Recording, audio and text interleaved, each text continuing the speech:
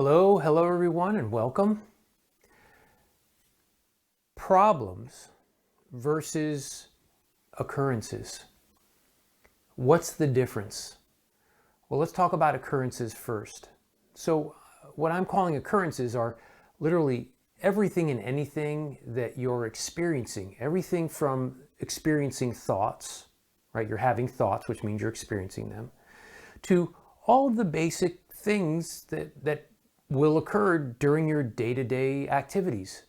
Everything, right? Standing up, sitting down, driving, being in traffic, shopping, sitting at your desk, working, doing whatever you do for work. All of these are occurrences. They are occurring. Yeah, we could call them experiences if you want. That's fine. Those things are constantly going to occur, whatever they are. They change every moment. And yet, as an occurrence, it's just something that's being experienced without getting, we're going to say, personally involved in whether we're feeling, oh, because this is happening, I feel good, or because this is happening, I feel bad. So things are always just occurring. We say they are what they are. And they actually have no ability to make you feel good or feel bad. They have no ability to do that. So what's the difference then between an occurrence and a problem? Because we all move through life saying, I have a problem. This is a problem for me. This has, problems are everything that, I'm going to use the word we just for a moment, that we feel, if it's a problem, we feel we want it resolved. We want it fixed. We want it better. We don't want it to be a problem anymore. What makes it a problem though? Because it's still just something that's happening. It's something being experienced. Is it necessarily something that has to be labeled as a problem? And what is it that labels it as a problem? That's the big aha there. The only reason, no matter what it is that's happening, whether it's just a thought you're having that's like, I don't like the way that's making me feel, or something actually physically happening, yeah? No matter how big it is.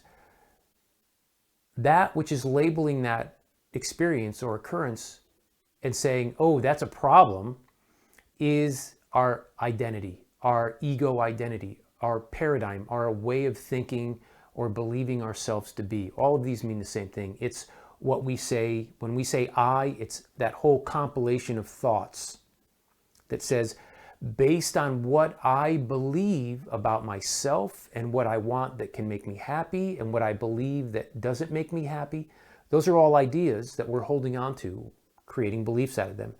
And it's based on those that then we use that as a filter to see the experience and say, and based on what's happening and based on what I believe to be true about myself and what I want and don't want, this filtration system of all these different beliefs then colors the experience and says, I do not like that. This is a problem for me. I want it fixed. I don't want it anymore. I want my life to be better, or whatever it is. I don't want to feel this way. So it's our whole concept of ourself. All of these different thoughts, right? And there's thousands upon thousands of thoughts that make up our identity that cause the problem. Literally, our identity is the cause of the problem in two ways. It physically will create problems out of what's going on, out of our experience. And then it will, on top of that, it will label any experience, even if we didn't actually cause it, it will label that a problem. Or it'll go, oh, that's the most wonderful thing in the world for me. But the problem is how long is that going to last? And then the problem becomes, well, it didn't last forever. So problem versus occurrence. Look deeply. Recognize that no matter what is being experienced, it just is as it is. And it is only our perception based on our identity that says whether it's good or bad. That's just a perception, a perspective based on our identity. Nothing is actually a problem. Nothing has the ability to make a problem for you. It is the identity that then says, that's a problem for me. And it doesn't have to be that way.